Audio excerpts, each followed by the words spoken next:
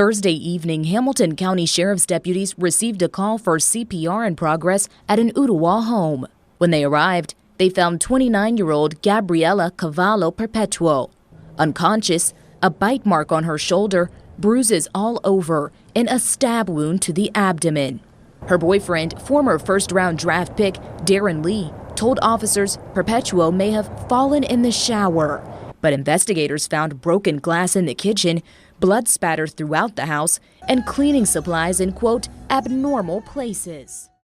At 1:34 in the afternoon on February 5, 2026, Hamilton County Sheriff's deputies in Tennessee received a 911 call. CPR in progress. A home on Snow Cone Way in Ooltewah, just outside Chattanooga. When first responders arrived, they found a woman on the floor, 29 years old. They attempted life-saving measures, but she was already dead. Her boyfriend was at the scene, Darron Lee, 31 years old. He told deputies he'd found her unconscious on the couch. Thought maybe she'd fallen in the shower. But when deputies looked around the house, they saw something that didn't match his story. Blood. Everywhere. On the walls. On the floors. On the handrail going up the staircase. In the hallway. In multiple bedrooms.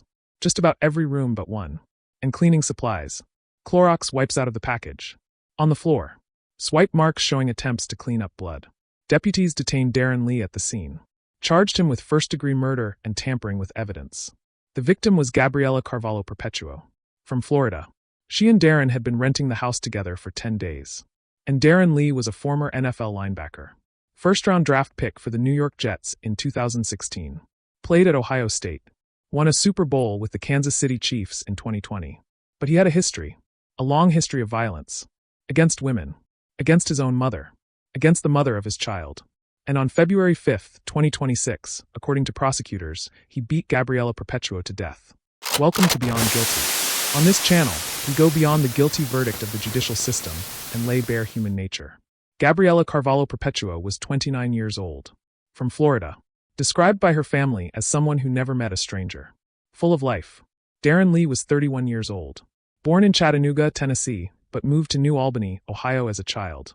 Played linebacker at Ohio State. Named defensive MVP of the 2015 Sugar Bowl. In 2016, the New York Jets selected him with the 20th pick in the first round of the NFL draft. 4-year contract. $7.9 million guaranteed. Lee spent 3 years with the Jets. Started 36 games. Made 3 interceptions. But by 2019, disciplinary problems and poor play got him traded to the Kansas City Chiefs. The Chiefs won Super Bowl 54 in February 2020. Lee was on the roster but didn't play in the game. He made 2 appearances for the Buffalo Bills in 2020. Had a short preseason run with the Las Vegas Raiders in 2021. His last NFL game was in November 2020. By February 2026, Darron Lee and Gabriella Perpétuo were living together in a rental home in Ooltewah, Tennessee. They'd moved in just 10 days earlier. But Darron had a criminal history that should have been a warning. These cases take days to research and investigate. Your support keeps this channel bringing you the full stories behind the headlines. Like this video and subscribe to help us continue. On October 2022, in Dublin, Ohio, Darron Lee got into an argument with the mother of his 2-year-old son. He accused her of cheating. According to the affidavit, the woman was in bed when Lee got on top of her. Placed his hand on her neck. Squeezed for approximately 60 seconds. Threatened to kill her and their son. He repeatedly punched a pillow next to her head. Squeezed her throat until she couldn't breathe.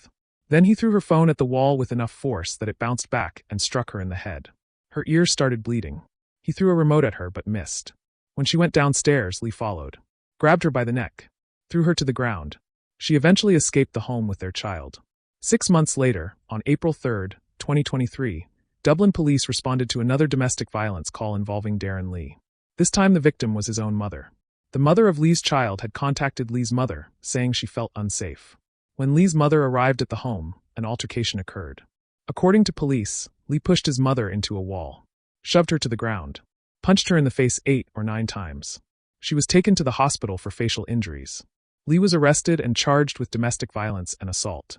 Placed under a 2-year no-contact order with both victims as a condition of his bond. In February 2025, Lee pleaded guilty to a misdemeanor charge of attempted assault. $500 fine. 2 years probation. He avoided a domestic violence conviction. Then in October 2024, Lee and Gabriella were at the Cross Creek fishing camp in Florida when an altercation began with several people. Lee claimed one of the men threatened him. so he confronted them with a gun.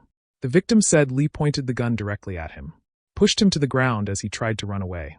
On June 30, 2025, Lee pleaded guilty to aggravated assault with a deadly weapon and battery. By February 2026, Lee was on probation in Florida for aggravated assault with a deadly weapon and battery, on probation in Ohio for attempted battery, and he just moved with Gabriella into a rental home in Ooltewah, Tennessee. February 5, 2026. Around 1:30 in the afternoon, the 911 call came in. CPR in progress. Snow Cone Way in Ooltewah. When deputies arrived, they found Gabriella Perpétuo dead on the floor. Lee told them he'd found her unconscious on the couch. Thought she'd fallen in the shower. But the condition of the home raised immediate concerns. Detective Brian Lockhart from the Hamilton County Sheriff's Office described the scene in court. Blood going up the staircase. On the handrail. On the walls. On the floor in the living room. On the floor in the hallway upstairs. In just about every room except one. The microwave was shattered. Glass everywhere. Alcohol bottles everywhere in the house. The house was in disarray. And there were Clorox wipes. Out of the package.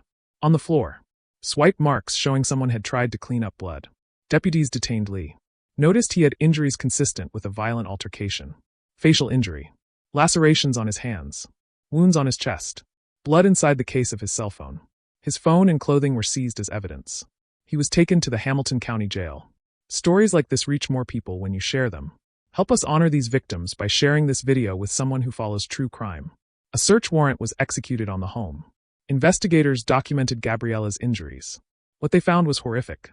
A stab wound to her abdomen. More stab wounds on her legs. Her pants were unmarked, suggesting they'd been put on after the injuries were sustained. A large bruise on her head. Black eyes with heavy swelling. Dried blood on her face and neck. Multiple bruises on her arms and torso. A circular bite mark on her shoulder. Another bite mark on her thigh. Stephen Cogswell, the Hamilton County Medical Examiner, performed an autopsy. Detective Lockhart was present. The findings: a broken neck, severe brain injury, blunt force trauma homicide. Forensic testing showed blood had been cleaned from several areas of the home. Blue Star, a chemical that tests for blood residue, lit up throughout the hallway. Drag marks showing through the bathroom and hallway. Investigators also found alcohol, narcotics, and a firearm in the residence. No signs of forced entry. Based on the evidence, Darron Lee was charged with first-degree murder and tampering with or fabricating evidence. On February 11, 2026, Lee appeared in court via video link for his arraignment. Judge Torrey Smith presiding.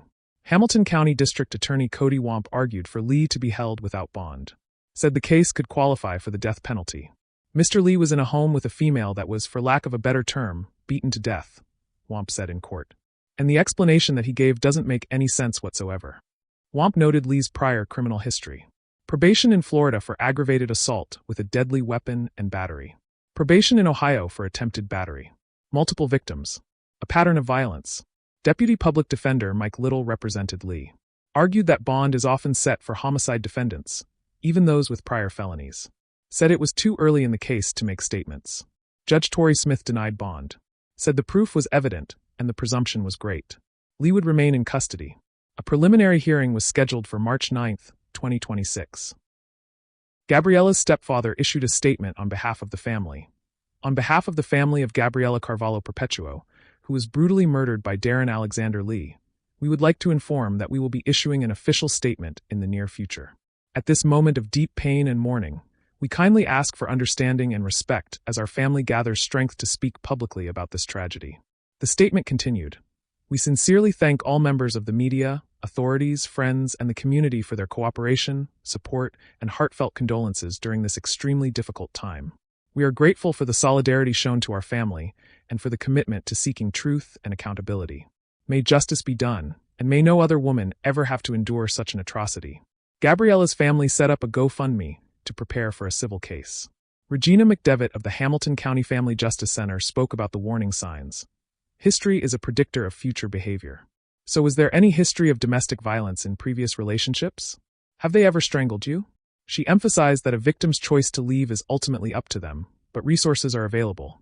We're going to give you information, we're going to give you facts, we're going to give you knowledge, and then you get to make that choice. And if you choose to go back, then we're going to help you safety plan when you do go back, so that if an incident occurs, you're prepared for that.